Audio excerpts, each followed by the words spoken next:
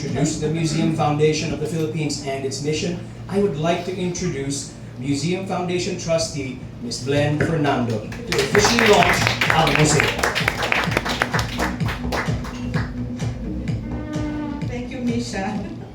All right. So, good afternoon to the younger generation. Here, parang sa Great Divide na. There's a lunch ka. There's a lunch. This is the 37 parallel.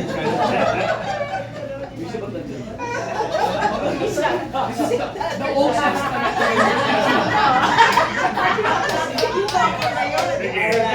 Kasi vloggers and digital people eh. Okay. So, good afternoon, everyone. Yeah, you're really young.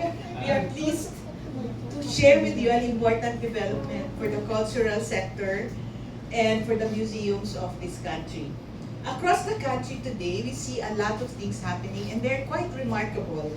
First, there is a renewed interest on culture, of the Filipino culture, especially among the younger generations. So that's Gen Z, tama no? Gen Alpha, may Gen Beta pa nga ngayon, no? Okay. And we see students and schools visiting museums. We see online communities of cultural advocates, those who are enthusiastic. There are no structures, but they belong to online groups. With huge membership from the youth, they go on tours, they visit landmarks and markers everywhere in the country. Second, there are many new museums that are opening in the country. There are private museums that are emerging. Some of them are by families, others by schools, churches, and even communities.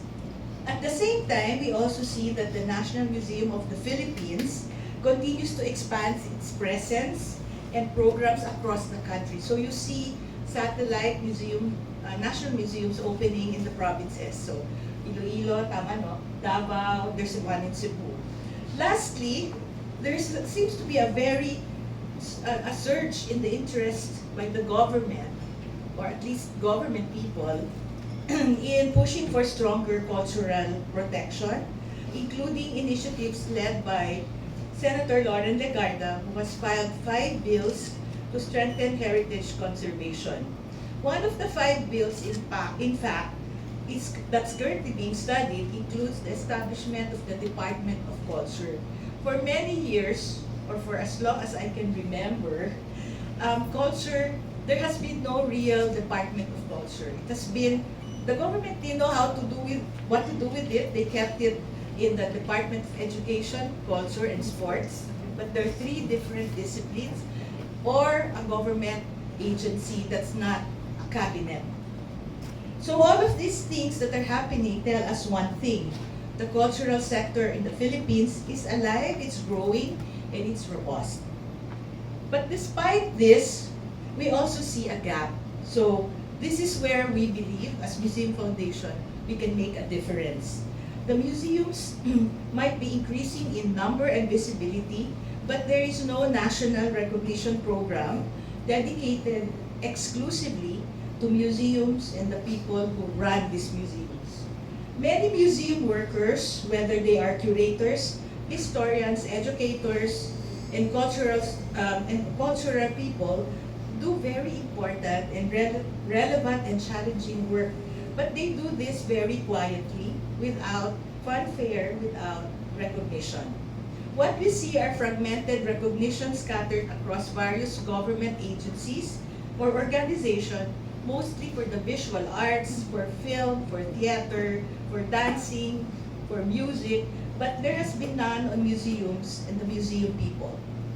It is in this context that the Museum Foundation of the Philippines, which has been here for more than 40 years in support of preservation and promotion of the country's heritage, that we decided to take action. So for us, this will make the difference in what we do and what we believe in. In fact, the roots of the Museum Foundation dates back at the time when our history as a people was being challenged and was at a crossroads in 1986, when a group of iconic cultural personalities decided to support the museum work.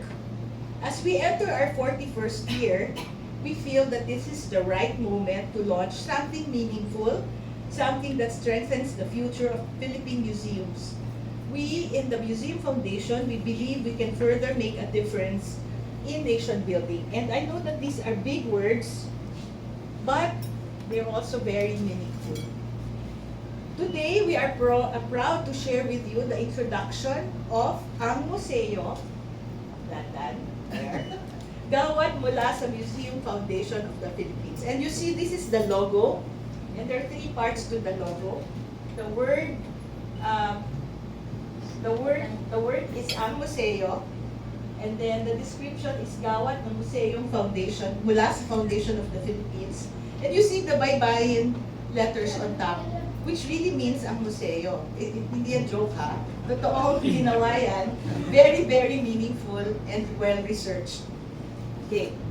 Ang museo is our national recognition program that celebrates excellence in museums and cultural stewardship in the Philippines. And we are really proud to say it is the first ever private sector recognition program dedicated exclusively to excellence in museum practice in the Philippines. So 2 words lang that you need to remember. One is first ever, parang best ever. And second is exclusively, which means that the set of awards we're giving are really meant for the museum community, the practice of museum here in the Philippines, and the people behind it. And we're not, it's not fragmented. It's in one set of criteria, and one evening it will be given out. Through this initiative, we want to honor the museums and individuals who shape how the Filipino story is told through history, heritage, even science, art, innovation, and community engagement. For us, museums are not just places or structures that are built or objects that are found and artifacts.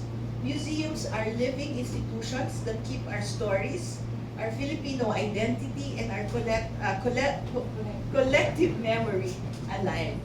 Okay. But more than just an award, so we don't look at ang gawad museo simply as an award. It is actually for us the start of a movement that encourages higher standards in museum practice. So if you notice in my previous slides, we also said there's just it's not just a non-recognition of people who work in the museum, but also the lack of one set of criteria that will qualify, that will specifically say the qualifications of what a good or excellent museum is. There's no document like that here that exists in the country. There are fragmented criteria that goes like building code to understand what the construction should be. There are rules under the National Museum. There are also rules under the NCCA, but there's no one document that spells out what is that upliftment that we need to do to help museums become better and more appreciated in the future. The movement that highlights best practices and inspires museums across the country, from large to small, from national to local. These are the museums that we want to innovate, to think of innovation, collaboration, and growth. Ultimately, ang museo celebrates the people behind our museums, the cultural workers who protect and share the Filipino stories for future generations.